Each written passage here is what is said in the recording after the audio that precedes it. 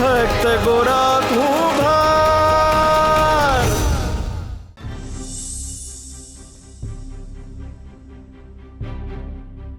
તુલસી બહુ ઘણા દીથી મારા મનમાં એક વાત ભરાઈને બેઠી છે.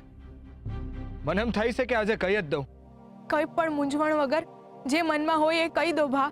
આજે હું તમને એક જેઠ તરીકે નહીં, મોટા ભાઈ તરીકે કહું છું. બેન, હું જાણું છું કે તમે ગોરા ઉપર બગડ્યા હશો. તમને એમ થતું હશે કે આમ કોઈનું બાળક લઈ આવ્યો છે, પણ સાચું કહું, પણ એનો ઈરાદો તમારા મનને શાતા આપવાનો અને તમારી એકલતા દૂર કરવાનો હતો. એને કર્યું છે એ સાચું છે કે ખોટું એ મને નથી ખબર, પણ હું ખાતરીપૂર્વક કહી શકું છું કે એને જે કર્યું છે એની હારા ભાવથી કર્યું છે. એનો ભાવ તમને આનંદ આપવાનો અને પીડાથી દૂર કરવાનો હતો. ગોરાથી ભૂલ થઈ છે તુલસીઓ. એના પગ નીચે બાળક આવી ગયો એ કઈ નાનો અપરાધ નથી, પણ તમારા અબોલા એને પીડા આપી જ રહ્યા છે. તમારા તરફથી મળતી પીડા એના હૃદયને છૂંદી જ રહી છે તુલસીઓ. તુલસીઓ, મારો ભાઈ ક્યારેય વેદનાને મોઢા પર આવવા નથી દેતો. તુલસીઓ હજી સુધી પોતાને હાચવીને બેઠો છે. બાકી મારી માએ જ્યારે દેહ છોડ્યું હતું ને, ત્યારે મારા બાપાએ તો સંન્યાસ લઈ લીધું હતું. મને ભય છે કે ગોરા પણ એ માર્ગ ઉપર હાલી ન નીકળે તુલસીબો. જો હવે ગોરા વધારે એકલો રહ્યો તો ધીરે ધીરે એની એકલતા અપરાધ ભાવમાં બદલાઈ જશે. એ પીડાને સહન નહીં કરી શકે તુલસીબો, અને બની શકે છે કે સદાયના માટે હરિભક્તિમાં ડૂબી જશે. તુલસીબો જો એ અપરાધ ભાવમાં આવી જશે ને તો એ પોતાને ક્યારેય માફ નહીં કરી શકે. એટલે તમારે એને માફી આપવાની શરૂઆત કરવી જ પડશે. હું જાણું છું કે અઘરું છે, અજવાળામાં દીવો ગોતવા જેટલું અઘરું છે, પણ છતાંય તમારે તો હાથ લંબાવવો જ પડશે.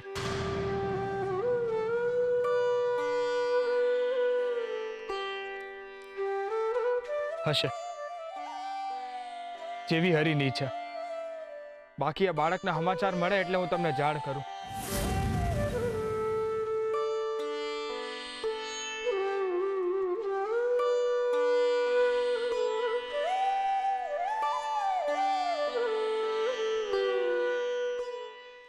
ભાભી, હા ગોરાબા તો હજુ મંદિરના પરિસરમાં જ છે, પણ આપણે આ કાચા મતલબ નિભાણામાં પકાવવા પડશે. ભાઈ, તમે તમારું કામ કરી લો. ભગતનું કાંઈ નક્કી નહીં, એ આવશે તઈ આવશે. ગોવિંદ બેટા, કાકાને કામ કરવા દો. હાલો.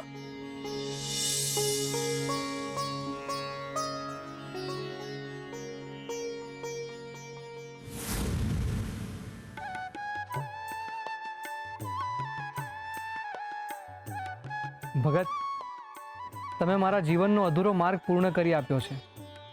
મારી અટકી ગયેલી કલમમાં શબ્દો ભર્યા છે તમે. મારા શાસ્ત્રને વધારે તેજસ્વી બનાવ્યો છે તમે. હું તમારો જેટલો પણ આભાર માનું ને ઓછો છે. મહારાજ, આવું કહીને તમે મને પાપમાં પાડો છો.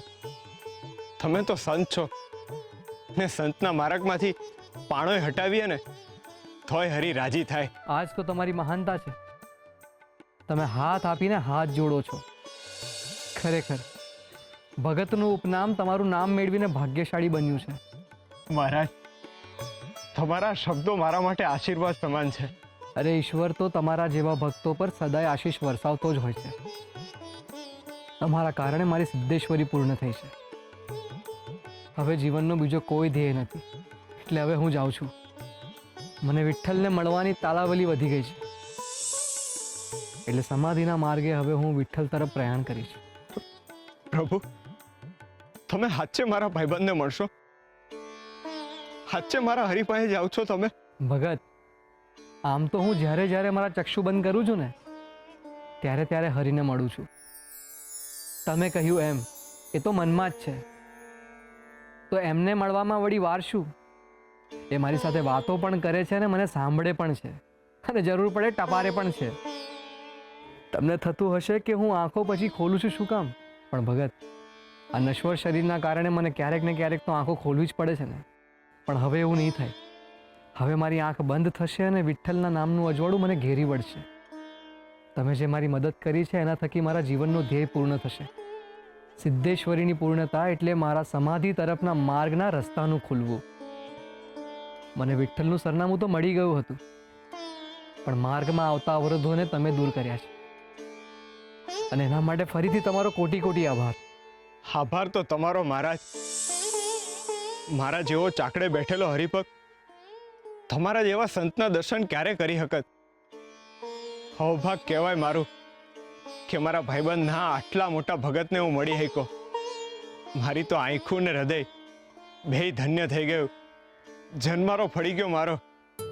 મારા પર હરિની કૃપા થઈ ને તમારા દર્શન થયા. પણ મારા ઉપર એક મહેરબાની કરશો તમે? અરે ભગત, હું ઋણી છું તમારો. કહો, નિસંકોચ તમારે જે કહેવું એ કહો. તમે મારા ભાઈબંધ પાસે જાઓ ને ત્યારે એમને એક સવાલ પૂછજો. એમને કહેજો કે જેમ એમને તમને એમના સુધી પહોંચવાનો માર્ગ સમાધિ દ્વારા બતાવ્યો છે એ રીતે મને પણ માર્ગ બતાવે. હા, આંખું ને હૈયું બે એમના નામના થઈ ગયા છે. બસ હવે એમના સરનામે પહોંચવું છે. પણ મારી દીવાદાંડી એ પોતે બને ને તો જ આ શક્ય છે. મહાત્મા 16 વર્ષના વાણા વહી ગયા. એટલા વર્ષોમાં હું એમની સામું ના બોલ્યો છું ના હૈસો છું. એમના દર્શન સુદ્ધા નથી કર્યા. ઘોરા તો એમનો પડછાયો હતો, પણ અટાણે મારું હૈયું એમના નામનો શ્વાસ ભરીને ધબકે છે. તમે એમને પૂછજો કે એમને એમના આ ભાઈબંધની યાદ નથી આવતી. પૂછજો એમને કે એમના જીવનમાંથી ગોરા નામનો ભાઈબંધ જતો રહે છે તો એની એમને ખોટ નથી વર્તાતી. એમને કહેજો કે હવે તો મેં મારો દીકરો એમને સોંપી દીધો છે તો એમને જરા પણ દયા નથી આવતી. એકવાર એમના આ ભાઈબંધને મળવા આવે. એ જે દીથી છોડીને ગયા છે ને એ દીથી મને રાતે એમની યાદ આવે ને તો મારી ઊંઘ ઉડી જાય છે. શું એમને મને મળવાની ઈચ્છા નથી થતી? હું એ કહે ને એ માર્ગે એમને મળવા તૈયાર છું. મને મારકની પડી નથી. મારે તો બસ એમને મળવું છે. અને જો એમને મળવા માટે મારે સંન્યાસ લેવો પડે ને તો હું સંન્યાસ લેવા માટે પણ રાજી છું. હવે આ આંખોને હરિદર્શનની તરફ छिपाવી છે બસ.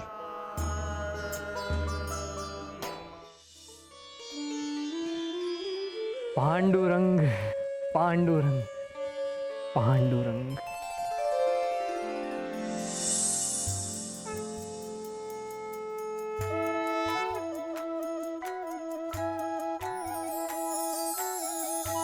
કહો સિદ્ધેશ્વર. હે મારા વિઠ્ઠલ, પ્રભુ તમારો ભક્ત તમને પૂછવા માંગે છે કે હા, મેં સાંભળ્યું. એમના મનમાં પ્રશ્ન ઉદ્ભવતાની સાથે જ એ મારા સુધી પહોંચી ગયો. એમને સંન્યાસી થવું છે ને? મને મેળવવા માટે સંસારને ત્યજી દેવો છે ને? તો એમને પણ તમે તમારી આ કલમ જ આપી દો અને એમને કહો કે એ જ છે એમનો મારા સુધી પહોંચવાનો માર્ગ. એ જ છે હરિ સુધીની દીવાદાંડી. કલમ? પણ પ્રભુ, કલમ કઈ રીતે માર્ગ બની શકશે? એમને તો હરિ સિવાયના કોઈ શબ્દોનું લેખન નથી આવડતું. આ કલમ તમારા સુધીનો રસ્તો કેવી રીતે ચિંતશે? સિદ્ધેશ્વર, આ કલમ જ એમનું કલ્યાણ કરશે. તમે એકવાર એમને આ કલમ આપો તો ખરા. તમારી ઈચ્છા શિરોમાન્ય. હું આપું છું ગોરા ભગતને આ કલમ ભેટમાં.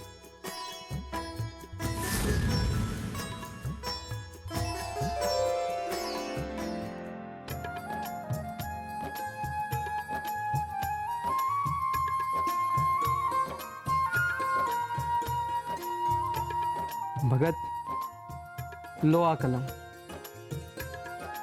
તમારા ભાઈબંધે કહ્યું છે કે આ જ તમારી દીવાદાંડી છે અને એ જ તમને એમના સુધી પહોંચવાનો રસ્તો બતાવશે. કલમ? પણ કઈ રીતે? હું કઈ સમજો નહીં. હું તો બિલકુલ અભણ છું. પણ એ તો ભણેલા છે ને. કંઈ હશે રહસ્ય એમની વાતમાં તો જ મને કહ્યું હશે ને. લો આ કલમ. અને હા, તમે મારું જીવન સાર્થક કર્યું છે એની પણ ભેટ સમજજો આ કલમ. લો ભગત, તમારા હાથ અડાડીને આ કલમને પાવન કરો અને હરિ તમારું જીવન પાવન કરશે.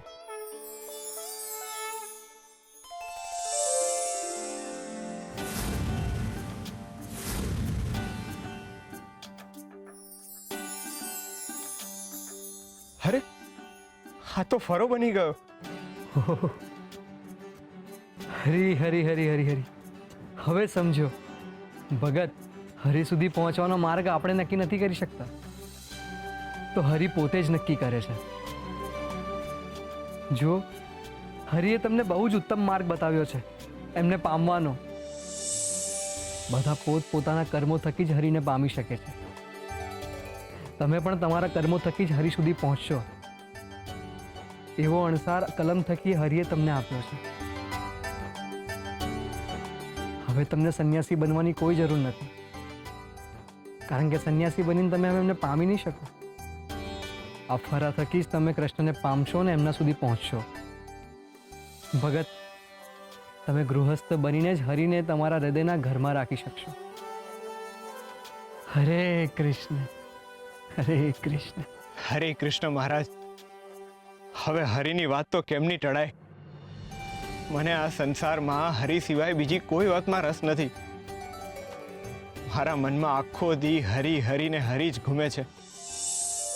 હરે કૃષ્ણ, હરે કૃષ્ણ. વિઠ્ઠલ હરિ વિઠ્ઠલ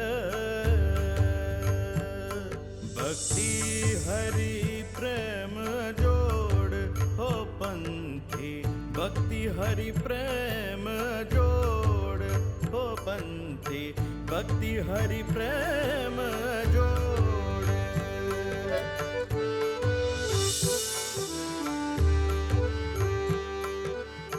મુખ હરિ ગુણ ગાતા નવ થાકે મુખ હરિ ગુણ વિઠ્ઠલ વિઠ્ઠલ રે હરિ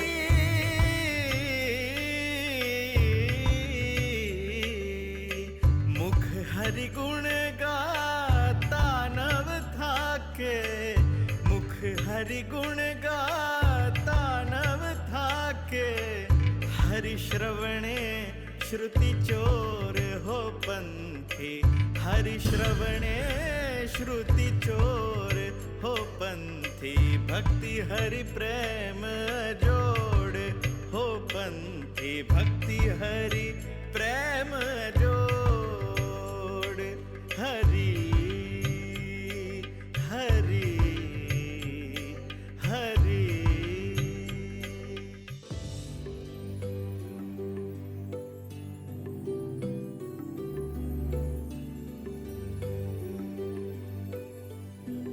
તું કોની વાત કરે તે વાલી? આ મેં મારે બોલાવતું તારે આને લંબા પણ થોડી વાર લાગશે એના ગળે તે મારું ગળ કાતે એમ મારું ગળ બાતલાવા તું બેસ મેં લઈ આવતું.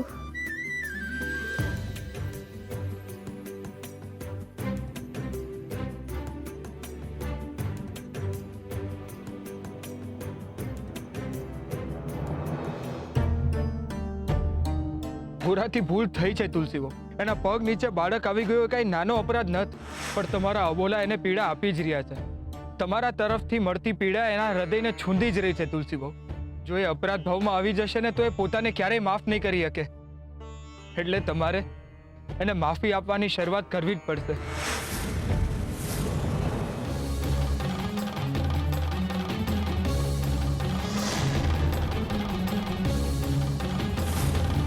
બાકી આતે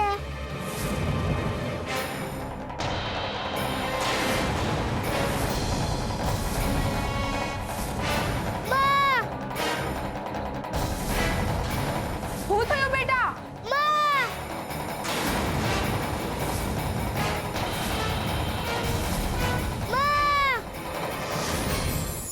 મમતા એક એવા વૃક્ષનું મૂળ છે જે ક્યારેય સુકાતું નથી.